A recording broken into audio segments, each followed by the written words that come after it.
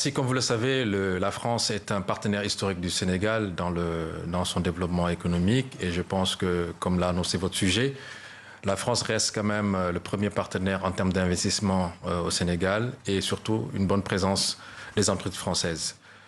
Il est avéré qu'aujourd'hui le Sénégal, et avec la nouvelle vision Sénégal 2050, qui aujourd'hui nous permet d'avoir un horizon programmatique sur 25 ans, le Sénégal dispose d'un plan décennal 2024-2035 et un plan d'action prioritaire qui va jusqu'en 2029. Donc aujourd'hui, ces stratégies nous permettent d'avoir une prévisibilité dans les actions à mener.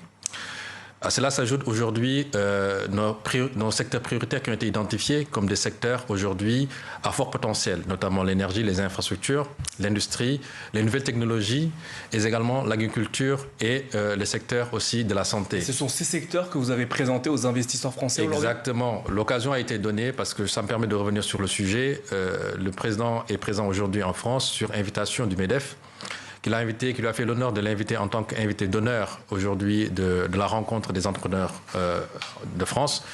Et il leur a adressé un message de confiance, mais surtout un message de co-investissement et de copartenariat, surtout de co-construction avec le secteur privé national sénégalais.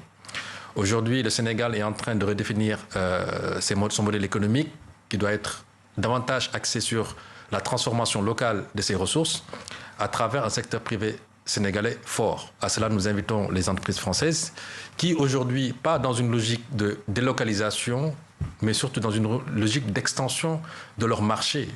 Aujourd'hui, il est avéré que beaucoup de nos ressources, aujourd'hui, sont exportées de manière brute. Et la nouvelle, en tout cas, vocation de ces ressources maintenant, ça devrait être de transformer localement. Avec l'arrivée du gaz et du pétrole, ça nous donne en tout cas un avantage comparatif. La stabilité politique et institutionnelle n'est plus à démontrer. La jeunesse sénégalaise est une force sur laquelle aujourd'hui l'État du Sénégal compte, qu'il faudra renforcer justement à travers un mécanisme de renforcement des capacités, notamment miser sur le capital humain africain. Et voilà tous les atouts sur lesquels nous comptons, sans compter la position géostratégique aujourd'hui avec Dakar qui conçut une plateforme logistique pour l'Afrique de l'Ouest. Alors, Monsieur Bathily, je rebondis sur ce que vous avez dit tout à l'heure. Vous avez employé le mot message de confiance de la part du président sénégalais. Le contentieux autour du TER, le train express régional, et les 150 millions d'euros d'arriérés demandés par l'entreprise française Eiffage, est-ce que ça a un impact vis-à-vis des investisseurs français ? Eiffage est un partenaire historique également du Sénégal. Je pense que c'est l'une des grandes entreprises françaises qui sont installées depuis de nombreuses années au Sénégal. Ils ont eu à participer à plusieurs projets, notamment le premier projet autoroute Dakar-Diamniadio piloté par l'APEX. Et aujourd'hui, ils ont dans le projet TER.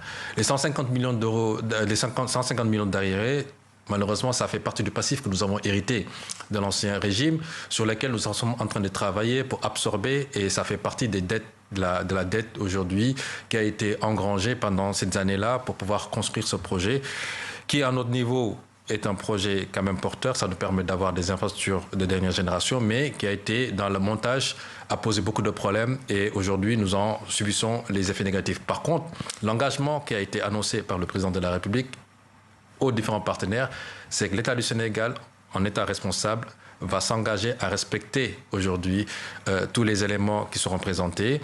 Mais nous sommes en discussion avec ces différents groupes-là et je pense que sous peu, nous allons pouvoir présenter un plan de redressement concernant les arriérés de paiement. Alors, Monsieur Bathily, vous restez avec nous. On continue de parler du Sénégal, où la mission du Fonds monétaire international vient de s'achever à Dakar. Après une semaine de discussion, l'institution salue les efforts de transparence du gouvernement et laisse entrevoir une reprise de ses appuis budgétaires suspendus depuis septembre 2024. Les détails avec notre correspondant Clément Bonnereau.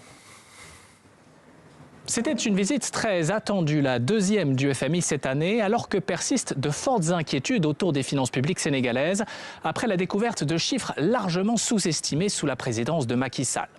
Il y a quelques jours, un audit du cabinet Forvis Mazars a confirmé l'ampleur du problème. La dette publique a été révisée à 111% du PIB fin 2023, contre 74% déclarés précédemment. Elle a atteint près de 119% fin 2024. Dans son communiqué, le FMI salue les efforts de transparence des nouvelles autorités et se félicite d'avoir eu des discussions productives sur un certain nombre de mesures correctrices. Parmi elles, la centralisation de la gestion de la dette, la création d'une base de données unique et le renforcement des contrôles budgétaires. Malgré ces défis, le FMI souligne que l'économie sénégalaise montre des signes de résilience avec une croissance de 12% au premier trimestre 2025, portée par la mise en production du pétrole et du gaz. Hors hydrocarbures, la croissance plafonne toutefois à 3% en raison des difficultés dans le BTP et l'industrie chimique. Selon le FMI, les autorités sénégalaises pourraient solliciter un nouveau programme après la suspension du précédent en septembre 2024. L'institution se dit prête à accompagner Dakar, ouvrant ainsi la voie à la reprise des financements. Alors, Monsieur Bathily, en quoi la possible reprise des appuis budgétaires de la FMI peut-elle ou va-t-elle faciliter votre travail d'attraction envers les investisseurs étrangers ? En réalité, aujourd'hui, la reprise de la coopération avec FMI ne viendra que s'ajouter à un certain nombre de réformes que nous avons déjà enclenchées. Aujourd'hui, des réformes sur la bonne gouvernance, et je pense que nous n'avons pas, d'une manière, je vais dire, nous n'avons pas attendu le FMI pour enclencher ces réformes-là qui doivent nous permettre de redresser notre économie. Je pense que dès l'identification de cette dette cachée, de cette situation, l'État du Sénégal, avec responsabilité, a pris les devants justement pour réformer son cadre budgétaire, pour réformer ses dispositifs de contrôle budgétaire de la dette. Et également, comme vous avez pu suivre, le Premier ministre a eu à présenter le plan de redressement qui doit être financé à 90% par les ressources internes. Donc, c'est fort de ces acquis et fort de ces points-là que nous estimons que le FMI va venir se rejoindre un plan de redressement et continuer aujourd'hui nous accompagner pour donner du crédit à ce que nous sommes en train de faire. Et je pense que ça, c'est un volet qui vient, nous nous réjouissons.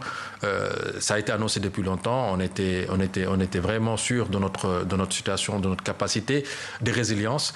Maintenant, ça ne vient que confirmer les bonnes dispositions de l'État du Sénégal à développer, en tout cas, ce pays sur la base, en tout cas, des chiffres clairs et transparents. C'est la voie qui a été tracée par son Excellence, Monsieur le Président de la République. Enfin, Monsieur Bathily, le prochain forum Invest Sénégal, ce sera du 7 au 8 octobre prochain, Diamniadio. Quels seront les objectifs auprès des bailleurs internationaux ? Aujourd'hui, les objectifs sont très clairs. L'État du Sénégal a défini sa vision 2050, c'est exposer justement sa vision 2050 aux investisseurs et aux bailleurs.